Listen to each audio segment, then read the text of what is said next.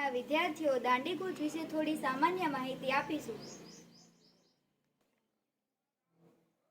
દાંડીકૂચ એટલે સામાન્ય રીતે કહી શકાય તો મીઠાનો સત્યાગ્રહ મહાત્મા ગાંધીજીના નેતૃત્વમાં લેવાયેલું એક અહિંસક ડગલું હતું, જેને બ્રિટિશ સામ્રાજ્યના પાયા હચમચાવી દીધા હતા। મીઠાના અન્યાય કાયદાનો ભંગ કરવા ગાંધીજી તેમના 78 સાથીદારો સાથે એક યાત્રા કરી હતી। દાંડી યાત્રા અમદાવાદ સાબરમતી આશ્રમથી લઈને નવસારી દાંડીના દરિયા કિનારે સુધી હતી। તે યાત્રા લગભગ 40 દિવસ સુધીની હતી।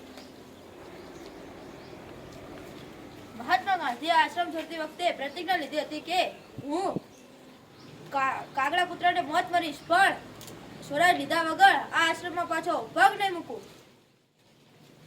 આ યાત્રાનો મુખ્ય હેતુ બ્રિટિશ સરકાર દ્વારા મીઠા પર લાદવામાં આવેલ અન્યાયી કાયદાનો વિરોધ કરવો। ગાંધીજી માનતા હતા કે મીઠું એ કુદરતી સંપત્તિ છે, તેના પર તે ભોજનના પાયાની મુખ્ય જરૂરિયાત છે, તે દરેક ગરીબમાં ગરીબ માણસનો સમાન અધિકાર છે, તેના પર કર નાખવો એ પાપ છે અને તેના પર કર પણ હોવો જોઈએ નહીં।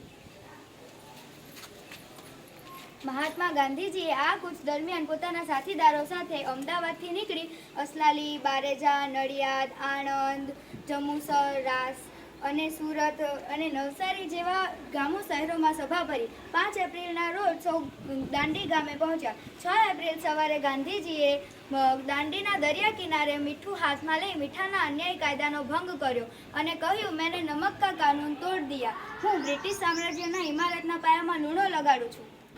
આ યાત્રાના કારણે સમગ્ર દેશમાં સવિનય લડતો ઊભી થઈ અને લોકોએ આ કાયદાનો ભંગ કર્યો। લોકોએ વિદેશી કાપડનો બહિષ્કાર કર્યો અને તેમાં હજારો લોકો જેલમાં પણ ગયા। ભારત માતા કી જય।